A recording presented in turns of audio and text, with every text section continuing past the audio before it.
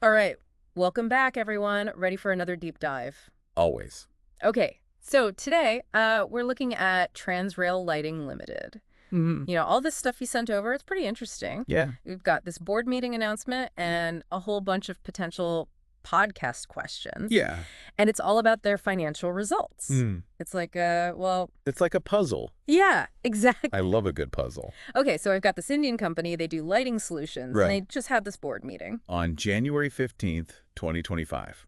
But here's the thing that's kind of weird. Oh. We're actually looking at their financials from way back in September. September 30th, 2024, to be precise. Yeah, like we're going back in time. Haha. I'm already wondering why the gap. Yeah, that's a good question. Plus, these podcast questions you sent. Yeah. Some of them are about revenue growth Mm. and how Transrail's doing compared to, their competition. Always interesting, right? Absolutely. Always juicy. So to really understand all that, we got to start with the basics. Okay. Let's take a look at this document. It's called Outcome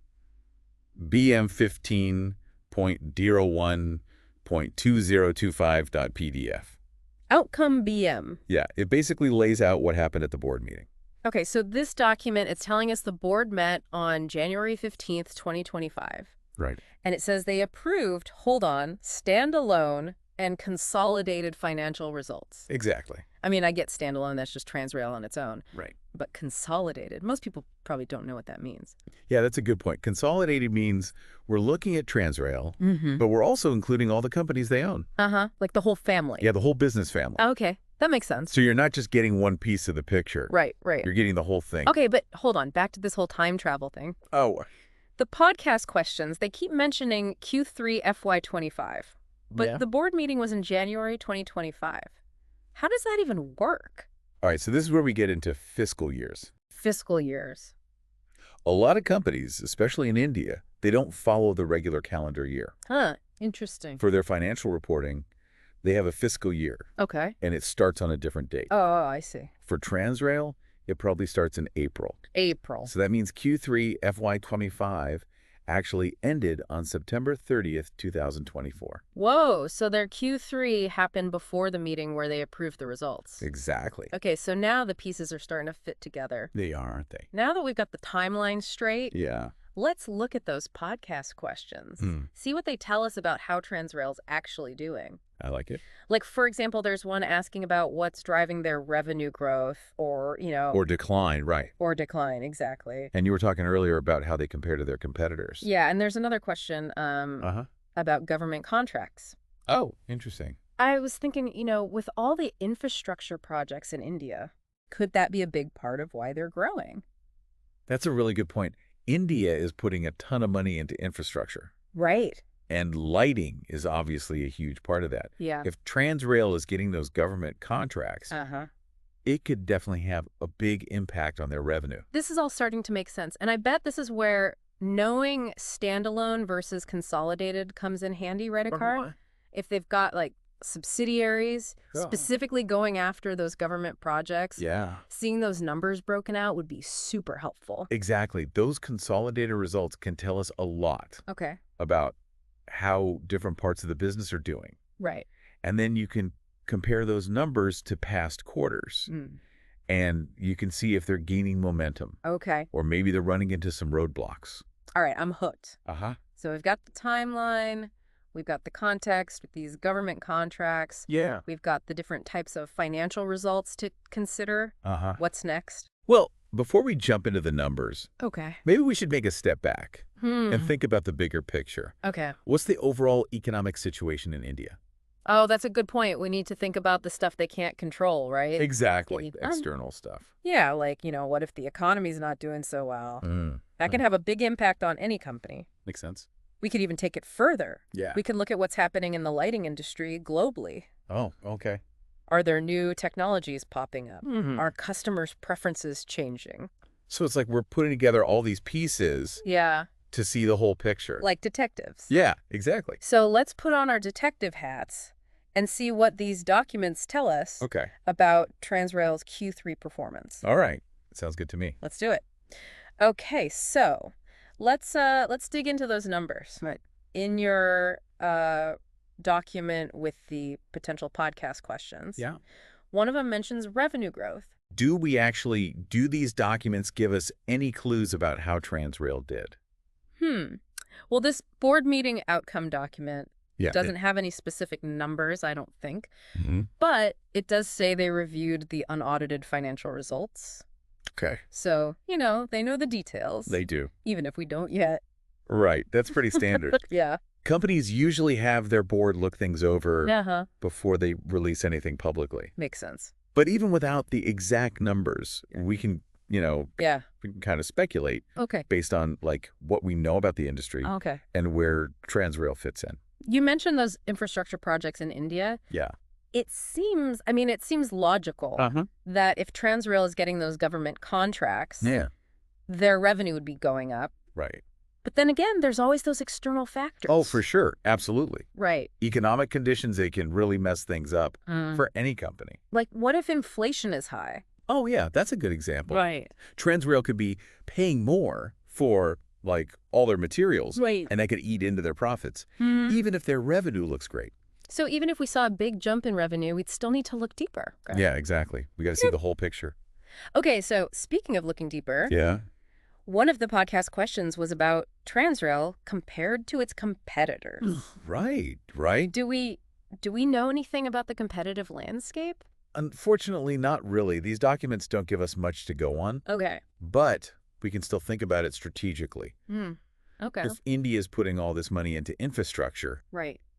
it's probably attracting other lighting companies too, right? Yeah, that makes sense. So Transrail might be dealing with more competition, which could affect their pricing and how much of the market they control. So even if the market is doing well, there's no guarantee Transrail is going to have it easy. Exactly. They got to stay ahead of the competition. And that's where understanding their strategy is super important. Right. Are they trying to be the most innovative? Yeah. Are they all about keeping costs low?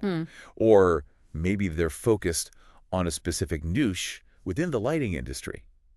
It's like they're playing this big game of chess. Yeah. And we're trying to figure out their next move. I like that. Speaking of strategy, one of the questions asks about guidance, forecasts for the future. Right. Have they given any hints about what they expect to happen? I don't see any specific forecasts here, but remember, the board meeting was just now. Great. They probably talked about their outlook, Okay. internally, and maybe that information will come out in their official reports or during an earnings call with investors. Makes sense. Companies often use those opportunities Yeah. to share their projections, Right. tell everyone what they're thinking about the future. It'll be interesting to see what they say, if they're optimistic or if they see tough times ahead. For sure. For sure. I'm starting to feel like an investor myself, waiting for those announcements. And speaking of investors, there's a question here about stakeholder insights. Okay. What are investors saying about Transrail? Well, again, these documents don't give us any specific data on that. Right. But once the full financial results are out there, Yeah. we can see how the market reacts. Oh. Okay. If investors are feeling good about Transrail, Yeah. their stock price might go up. So the stock market is kind of like a gauge of their confidence. Exactly. It's like a vote. Right. A rising stock price. That means investors like what they see. And if it falls, well, that could mean they're worried. Okay. That makes sense. And it's not just about the stock price. We can also look at analyst reports. Analyst reports. Yeah, those financial experts. Right. They often publish their own assessments of companies. And that can be really helpful for investors. Okay, so we've got all these layers to think about. We do. Transrail's own performance, the external environment, the competition, and now investor sentiment. It's like building a 3D model of their business. Exactly. And there's one more thing we haven't really talked about yet. What's that? Sustainability. ESG. Ah, yes. ESG, environmental, social, and governance factors. Right. It's becoming so important for companies. It is. To show they're doing the right things, Absolutely. For the environment, for society. Yeah. Do these documents say anything about that? There's a line in the board meeting document. It says they talked about key initiatives related to ESG compliance and reporting. Okay, so they're at least thinking about it. Right. It seems like they're taking it seriously. Well, they kind of have to these days, don't they? Yeah, investors are paying attention. Right. Companies that ignore ESG might lose investors. And it's not just investors. Right. Customers care about this stuff too. Yeah. People want to support businesses that share their values. Okay, so we've looked at the context, the financials, the competition, and even sustainability. We have. But I feel like we're still missing the main point. What do you mean? What's the big takeaway from all this? That's the million-dollar question, isn't it? And honestly, without the actual numbers, it's hard to say for sure. Right. But from what we've seen, Yeah. Transrail seems to be operating in a market that's, well, it's dynamic. Okay. And it could be really profitable. Right, with those government projects and all. Exactly. But they've also got some challenges. Yeah, the competition, rising costs. Right, and how they respond to those challenges. That's going to determine if they succeed or not.